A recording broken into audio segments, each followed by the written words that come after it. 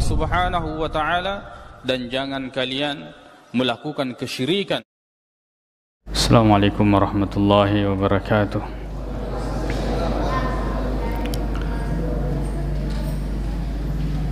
Bismillahi walhamdulillah. Wassalatu wassalamu ala rasulillahi wa ala alihi wa ashabihi wa man sara ala nahjihi wastanna bi sunnatihi wa iktafa atharahu ila yaumiddin, amma ba'd. Kaum muslimin yang semoga dirahmati oleh Allah Subhanahu wa taala, kembali kita melanjutkan salah satu peristiwa yang terjadi di bulan Ramadan, yaitu Perang Badar. Perang Badar ini terjadi pada tahun berapa? Tahun 2 Hijriah. Pada tanggal 17 Ramadan. Baik. Di antara kelebihan dan keutamaan Perang Badar ini yang disebutkan oleh Nabi sallallahu alaihi wasallam, hadisnya dari Abi Rifa'ah, beliau salah seorang yang mengikuti Perang Badar. Beliau mengatakan, malaikat Jibril jaa ila Nabi sallallahu alaihi wasallam, pernah datang kepada Nabi sallallahu alaihi wasallam, kemudian bertanya kepada Nabi, ya, kaifa ta'udduna ahla Badar, kaifa ta'udduna ahla badrin fikum, bagaimana kedudukan orang-orang yang ikut serta dalam Perang Badar, wahai Rasulullah? Kata Nabi sallallahu alaihi wasallam, afdalul muslimi, mereka itu adalah umat Islam yang paling utama. Dalam riwayat lain, khiyarul muslimin, adalah merupakan umat muslim yang terbaik. Kemudian malaikat Jibril mengatakan, wa kadzalika indana minal malaikah, begitu pula di sisi kami para malaikat, mereka adalah malaikat-malaikat yang terbaik yang ikut Perang Badar. Jadi nanti akan kita sebutkan kisahnya bahwa di antara prajurit umat Islam itu bukan hanya manusia tapi juga malaikat. Baik, bahwa kisahnya tentang Rasulullah sallallahu alaihi wasallam ingin menghadang kafilah yang dipimpin atau yang dibawa oleh Abu Sufyan ibnu Harb yang membawa banyak harta kekayaan orang-orang Mekkah, dan ini sekali lagi kita katakan bukan sebagai tindakan yang dilakukan atau tindakan sebagai perampasan atau perampokan, ya, atau pemalakan, memalak, tidak. Karena kondisinya peperangan. Karena kondisinya peperangan. Harta umat Islam itu dirampas di Mekkah. Maka dalam kondisi peperangan, harta, nyawa bahkan, ya, kalau kondisi peperangan. Apalagi kalau kemudian ternyata sebagian harta yang dibawa oleh Abu Sufyan ini itu sebagian harta orang-orang muhajirin, ya. Maka kemudian Nabi sallallahu alaihi wasallam mendengarkan kabar itu setelah mengutus dua orang mata-matanya Nabi sallallahu alaihi wasallam, salah satunya adalah Basbasa atau Busaisah, ya, itu untuk betul-betul memeriksa keberadaan atau kepastian bahwa Abu Sufyan akan melintas, ya, ketika menuju ke Mekah. Maka ketika sebelum Nabi sallallahu alaihi wasallam, ya, keluar dari kota Madinah itu pada tanggal 12 Ramadan. Keluar meninggalkan Madinah pada tanggal 12 Ramadan. Kalau perangnya tanggal 17. Masya Allah, bayangkan perjalanan. Ini bulan puasa. Waktu itu Nabi SAW mempercayakan kepada Abdullah bin Ummi Maktum untuk memimpin salat di Madinah, Ibnu Ummi Maktum. Kemudian ketika sampai di Rauha, Nabi SAW memerintahkan Abu Lubabah untuk kembali di Madinah menggantikan posisinya sebagai pemimpin di Madinah. Waktu itu umat Islam persiapannya bukan untuk berperang, tapi hanya untuk menghadang. Jadi tidak ada kondisi peperangan, tidak ada rencana untuk berperang. Apalagi prediksi Nabi SAW berdasarkan mata-matanya itu cuma sekitar 30 sampai 40 orang. Maka Nabi membawa dalam pasukan sekitar 300, dalam riwayat Bukhari itu ada 313 sampai 318, dalam riwayat Muslim itu sampai 319. Hanya 2 ekor kuda. 2 ekor kuda, 70 unta. Kata Abdullah bin Mas'ud bahwa Yaum Badar kullu salasatin ala naqah, bahwa setiap 3 orang itu menunggangi 1 ekor unta dalam keadaan bergantian, dalam keadaan bergantian. Rasulullah SAW bergantian dengan Abu Lubabah dengan Ali bin Abi Thalib. Dan inilah sosok pemimpin. Bagaimana beliau tidak dikhususkan kendaraan khusus untuk beliau, tidak. Bahkan bergantian dengan 2 sahabat, yaitu Ali bin Abi Thalib dengan Abu Lubabah. Bahkan disebutkan oleh Abdullah bin Mas'ud, diceritakan ketika Nabi SAW bergantian dengan 2 sahabat ini, dijelaskan dalam riwayat tersebut, kanat uqbatu Rasulillah sallallahu alaihi wasallam. Tiba waktunya giliran Rasulullah sallallahu alaihi wasallam untuk berjalan kaki. Maka Ali bin Abi Thalib dengan Abu Lubabah mengatakan, "Ya Rasulullah, wahai Rasulullah, namshi anka." Kami saja yang berjalan, tidak usah engkau ya Rasulullah.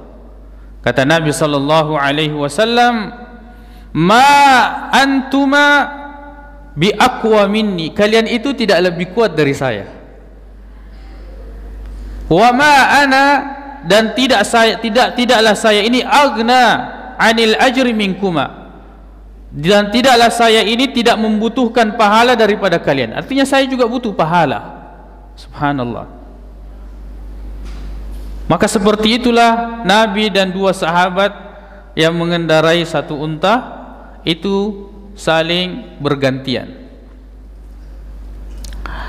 Pada saat itu pasukan orang kafir Quraisy itu sekitar 1000 orang, dan mereka membawa 200 kuda dan unta-unta. Bahkan satu riwayat menyebutkan bahwa unta yang dibawa itu 1 unta untuk 10 orang makanan yang dimakan. Kalau ini dipotong di jalanan, dan membawa perempuan-perempuan yadribna ad-dufuf, dan mereka menabur rebana sambil berteriak dan membacakan syair-syair cacian kepada Nabi SAW dan para sahabat. Itu yang mereka lakukan. Jadi pasukan yang jumlahnya 1000 tambah 200 ekor kuda, tambah unta-unta, dan perempuan-perempuan yang meneriakkan syair-syair cacian kepada Nabi SAW dan para sahabat. Dalam perjalanan, Nabi SAW singgah di satu mata air dan beliau berkemah di situ. Nabi SAW kemudian kesempatan untuk melihat para sahabat, siapa yang kemudian mungkin tidak bisa melanjutkan perjalanan, atau melihat siapa yang belum layak untuk ikut peperangan walaupun punya semangat yang tinggi. Didapatilah Al-Bara ibnu Azib dengan Abdullah bin Umar itu belum cukup umur, akhirnya mereka disuruh pulang. Ya, Abdullah bin Umar ini beliau 2 kali kedapatan. Yang pertama perang Badar, yang kedua kalau tidak salah di perang Uhud. Itu selalu kedapatan karena usianya belum cukup umur tapi mau ikut berperang. Bayangkan ya, usia yang masih belasan itu semangat ikut berperang. Tapi oleh Nabi SAW itu tidak diizinkan, ya, karena belum cukup umur. Ya. Kemudian Abu Sufyan itu termasuk orang yang cerdas. Nabi SAW mengirim mata-mata untuk mengetahui keadaan Abu Sufyan. Abu Sufyan pun selalu menanyai orang-orang yang datang dari arah Madinah, ya, atau dari arah Mekah menuju Syam. Setiap dia bertemu, apakah di sana ada orang, selalu ditanyakan, dan sampai kepadanya bahwa ada 2 orang yang berkendara itu mencari tahu tentangnya. Ya, kemudian beliau dengan sendiri, ya, keberaniannya, dia pergi meneliti atau mencari tahu, dengan dia sendiri yang pergi cari tahu. Kemudian dia mengatakan, tunjukkan saya di mana tempat berhenti hewannya. Maka kemudian ditunjukkan. Apa yang dilakukan oleh Abu Sufyan? Dia pergi cari di mana kotoran hewan ini. Setelah dia dapati, maka dia korek-korek, ya, dia buka-buka itu kotoran, dan dia mendapati alaib, dan dia mendapati di situ adalah biji-bijian. Kemudian dia mengatakan, ini pasti min alaib Yastrib, ini adalah makanan hewan yang hanya ada di Madinah. Berarti ini 2 mata-mata dari Madinah oleh umat Islam, ya, pasukannya Rasulullah sallallahu alaihi wasallam. Maka setelah itu dia kemudian merubah arah perjalanan, mengikuti tepi pantai. Tidak lewat Badar yang di mana dia akan dihadang di situ. Kemudian karena kekhawatiran ini, akhirnya Abu Sufyan mengirim, ya, orang yang paling cepat berkuda atau berkendara, namanya Amr ibnu Damdam Al-Ghifari. Kemudian dia memacu, ya, kendaraannya sampai di sana dia rubah menjadi unta, yang kemudian dia potong hidungnya, kemudian bajunya dia robek dari depan dan dari belakang, lalu kemudian dia berdiri di atas untanya, lalu kemudian dia berteriak al-latimatul latimah. Maksudnya latimah ini adalah harta kalian yang dibawa oleh Abu Sufyan itu. Ya ma'asyara Quraisy, al-latimatul latimah. Wahai penduduk, wahai orang-orang Quraisy, harta kalian, kekayaan kalian yang dibawa oleh Abu Sufyan. Ya. Dalam kondisi seperti itu, kemudian dia mengatakan, saya takut bahwa harta kalian itu tidak akan kalian dapatkan. Itu sedang dihadang oleh Muhammad dan para sahabatnya. Al-Gausul Gaus, segera beri pertolongan, segera beri pertolongan. Maka pada saat itu mereka, ya, panik karena sumber perekonomian Mekah itu hanya dari hasil perdagangan. Berbeda dengan Madinah tanahnya subur.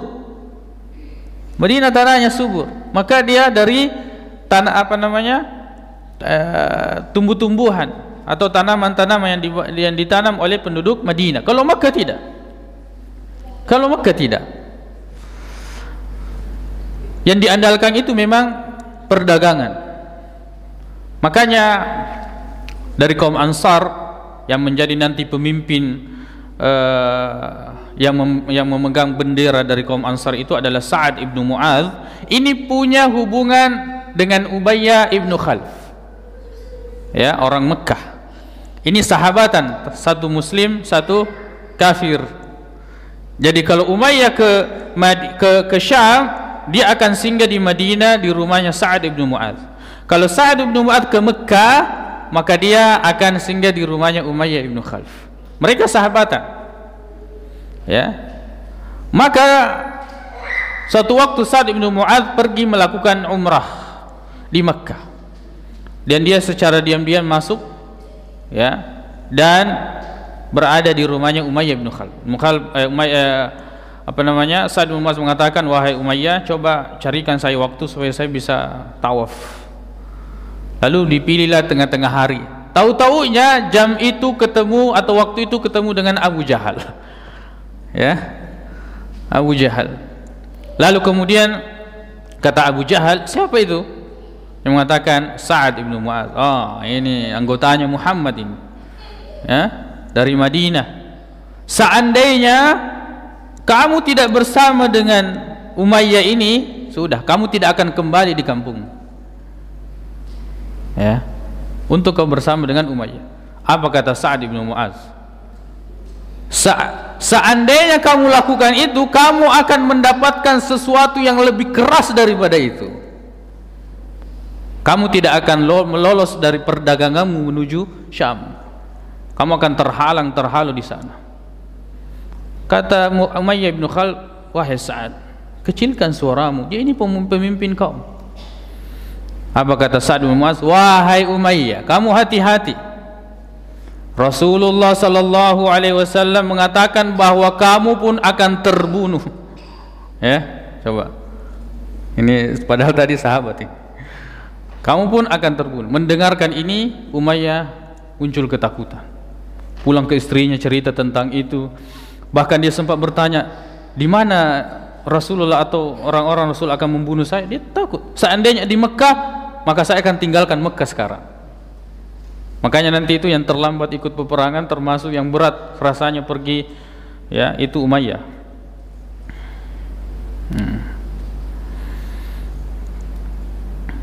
Jadi umat Islam pada saat itu, ya, atau Amr ibnu Domdom al-Ghifari itu sampai kepada orang-orang kafir Quraisy dan mengumumkan dan sangat mendramatisir, ya, berita tersebut, sehingga betul-betul orang-orang kafir Quraisy ini mereka berangkat semua. Yang tidak sempat berangkat pasti ada utusannya, sehingga berangkatlah sekitar 1000 orang itu. Abu Sufyan ketika sampai di Juhfa, dia mengirim surat bahwa kami sudah aman, sudah kembali saja semua. Tapi tidak, ternyata mereka ini sebagian besarnya tetap ngotot berangkat, tetap mau berangkat. Yang pertama untuk memberikan pelajaran kepada Muhammad, ya. Yang kedua menunjukkan eksistensinya, kekuasaannya di antara kabilah-kabilah, di antara kabilah-kabilah Arab. Ada beberapa atau Abu Zuhra, suku Abu Zuhra ini, mereka memang kembali, ya, setelah mendapatkan kabar itu. Ada juga Bani Adi, mereka memang tidak ikut, ya, mereka memang tidak ikut. Kemudian untuk menemui Nabi atau berperang bersama Nabi sallallahu alaihi wasallam. Abu Sufyan lewat dengan harta yang sebenarnya menjadi tujuan umat Islam. Kemudian setelah itu yang terdengar adalah 1000 orang sedang menuju kepada mereka. Bayangkan 300 orang, terdengar bahwa akan datang sekitar 1000 orang membawa 200 kuda. Maka Rasulullah sallallahu alaihi wasallam bermusyawarah dengan sahabat, melakukan musyawarah. Bagaimana ini? Lanjut atau tidak? Kalau dari kaum Muhajirin, mereka mengatakan lanjut, ya, mereka mengatakan lanjut.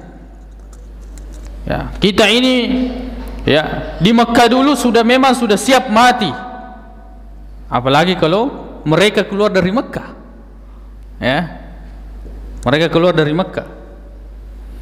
Maka perkataan Miqdad ibn al-Aswad yang dikatakan oleh Abdullah bin Mas'ud, perkataan yang paling indah yang saya dengar pada saat itu.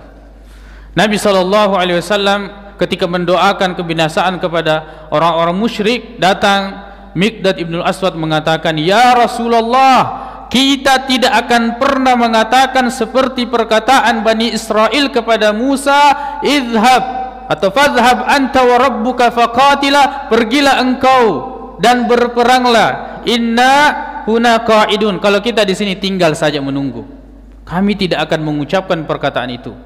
Walakin nuqatil, tapi kita ini akan ikut berperang, ayyaminika wa an shimalik, kami akan berada di samping kananmu, di samping kirimu, wa baina yadaik wa khalfi, kami akan berada di depanmu dan berada di belakangmu." Ini sikap kaum muhajirin waktu itu, padahal jumlahnya 300. Bayangkan bagaimana keberanian mereka. Bahkan dalam riwayat lain mengatakan, kami tidak akan mengucapkan seperti apa yang diucapkan oleh Bani Israel dalam ayat itu, walakin akan tetapi kami akan mengikutimu.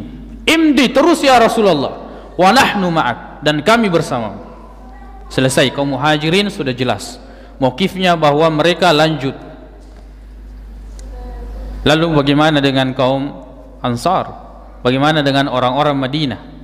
Nah, sebenarnya dalam Bai'ah Al-Uqbah Ats-Tsaniyah ini tidak ada perjanjian bahwa mereka melindungi Nabi SAW di luar kota Madinah. Ya, ini kan di luar kota Madinah, tidak ada kewajiban melindungi Rasulullah SAW berdasarkan perjanjian. Tapi Nabi SAW mengatakan, "Ashiru alayya ayyuhan nas", berkata kepada kaum Ansar. Maka Sa'ad ibnu Mu'az, beliau kemudian berdiri mengatakan, "Ya Rasulullah, sepertinya yang engkau maksud adalah kami, adalah orang-orang Ansar, adalah orang-orang Madinah." Kata Nabi SAW, "Benar." Maka kemudian dia mengatakan, "Kami beriman kepadamu, kami mempercayaimu, dan kami bersaksi akan kebenaran apa yang engkau bawa, wahai Rasulullah." Ya. Bahkan dalam riwayat itu menjelaskan, "Ya Rasulullah, seandainya laut di hadapan kita ini, lalu kemudian engkau terjun di situ, kami pun akan terjun. Tidak ada yang tidak ikut kepadamu ya Rasulullah. Pokoknya semua perjanjian kami kepadamu ala sam'i wa ta'ah, kami dengar dan patuh." Maka dalam riwayat itu menyebutkan, fasarra dzalika atau fasarra an Rasulillah SAW, itu sangat melegahkan hati Nabi sallallahu alaihi wasallam. Tapi ada juga di antara orang beriman itu lakarihun, sebagaimana yang disebutkan dalam ayat surah Al-Anfal. Jadi kalau membaca tentang perang Badar ini, itu banyak dimuat dalam surah Al-Anfal. Ya. Kata Allah Subhanahu wa taala, "Kama akhrajaka rabbuka bil haqqi min baitika bil haqqi wa inna minal mu'minina lakarihun", sebagaimana Allah telah mengeluarkanmu dari rumahmu dengan hak, sesungguhnya sebagian, wa inna fariqan, bahwa sebagian dari orang-orang mukmin itu sebenarnya karihun, tidak senang, maksudnya tidak lapang dadanya. Ya. Mereka sebenarnya mereka inginkan untuk menghadang, tapi ternyata yang mereka hadapi adalah orang-orang yang bersenjata. Yang perlu kita perhatikan di sini, perang Badar ini itu bukan yang menyusun strategi dan taktik. Artinya yang menentukan semua ini adalah Allah. Untuk mengangkat derajat umat Islam, itu Allah Subhanahu wa taala yang mengatur semua ini. Karena prediksi Nabi pun bukan berperang. Prediksi Nabi sallallahu alaihi wasallam itu untuk hanya menghadang dalam jumlah yang sedikit dibandingkan dengan jumlah yang sangat banyak ini yang akan dihadapi. Jadi betul-betul ini tadbir, pengaturan dari Allah Subhanahu wa taala. Jadi sangat menarik sebenarnya dalam hal ini, bagaimana seseorang itu selalu niat di dalam hatinya untuk kemudian meninggikan agama Allah Subhanahu wa taala, meninggikan kalimat Allah Subhanahu wa taala. Kita punya rencana, mungkin rencana kita itu kemudian akan gagal sebenarnya, tapi karena niat kita selalu untuk meninggikan kalimat-kalimat Allah Subhanahu wa taala, maka Allah justru merencanakan yang lebih besar dari apa yang kita rencanakan. Ini diantara pelajaran yang bisa kita ambil ya dalam ya penggalan kisah Al-Badr ini. Dan insyaallah ya karena waktunya sudah agak lama, kita pending lagi, kita akan sambung insyaallah bagaimana setelah musyawar ini, strategi apa yang dipasang oleh Nabi sallallahu alaihi wasallam, 300 lawan 1000 ya. Naktafi bihadzal qadar, kita cukupkan sampai di sini. Subhanakallahumma bihamdik, asyhadu an la ilaha illa anta, astaghfiruka wa atubu ilaik. Assalamualaikum warahmatullahi wabarakatuh.